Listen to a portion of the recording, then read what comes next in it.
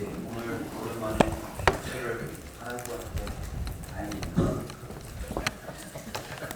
어제 트럼프 대통령과 김정은 위원장 두 정상이 정전협정이 체결되었던 판문점에서 만나 악수를 하는 모습은 전 세계 감동과 울림을 주었습니다.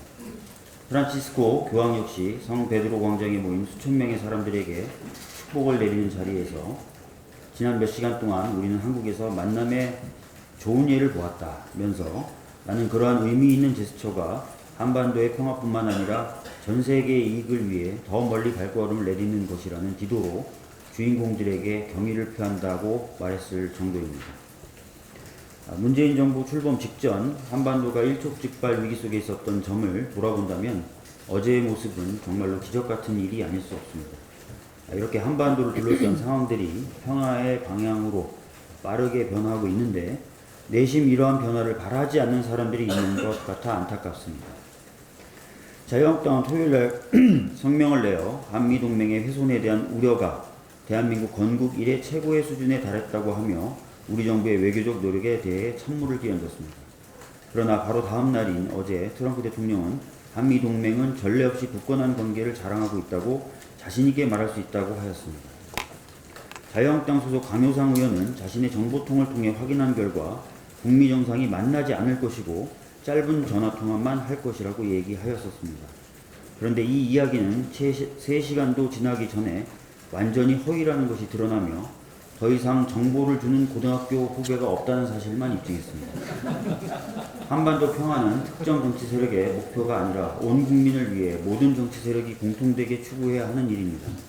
또 모든 정치 세력이 힘을 합쳐야 비로소 성과가 나올 수 있을 정도로 어려운 일입니다. 그럼에도 불구하고 잘 되게 하기 위한 실질적인 노력은 기울이지 않은 채 사실과도 다르게 안 되고 있다, 안 될 것이다 라는 부정적인 말만 되뇌 있는 사람이 있다면 그런 사람들이 진정으로 한반도 평화를 원하는지 의심할 수밖에 없습니다. 앞서 말씀드렸지만 한반도 평화를 정착하는 길은 멀고도 어려운 길입니다. 외교와 안보, 국익 앞에 여야가 없는데 우리 정부의 한반도 평화를 위한 노력에 과도하게 흠집을 내려는 시도는 중단되어야 할 것입니다. G20 참석차 일본을 방문하면서 대통령님 부부가 우산을 쓰고 비행기에서 내린 것에 대해서 일부 언론에서 일본의 홀대 의혹을 제기했고 자유한국당 민경욱 대변인도 자신의 SNS에 비 오는데 우산을 쓰고 비행기에서 내리는 의정을 받으면 국민들 욕먹이는 것이다 라고 비난하는 글을 썼습니다. 결국 트럼프 대통령 역시 같은 날 우산을 쓰고 비행기에서 내리는 모습이 언론에 포착되면서 일본의 홀대에 의한 것이라는 주장은 사실이 아니었음이 드러났습니다. 이렇게 조금만 확인해보면 무엇이 사실인지 금방 알 수 있었음에도 불구하고 사실과 다른 보도가 나오는 배경이 무척 궁금합니다. 특히 민경욱 대변인은 자신이 알고 있는 사실과도 맞지 않는 이야기를 하고 있어 그 의도가 더욱 궁금합니다. 박근혜 전 대통령 역시 2015년 중남미 4개국 순방 시 페루에 도착하여 우산을 쓰고 비행기에서 내렸던 적이 있습니다. 그 당시 민경욱 대변인이 박근혜 전 대통령을 동행하여 수행했었다고 알고 있습니다. 이 경험 등을 이유로 비 올 때 우산을 쓰고 비행기에서 내리는 것이 외교적 홀대의 결과가 아니라는 것을 너무나 잘 알고 있었을 것입니다. 그런데 이렇게 사실 확인도 안 하고 자신이 알고 있는 내용과도 상반된 이야기를 하는 이유는 무엇일까요?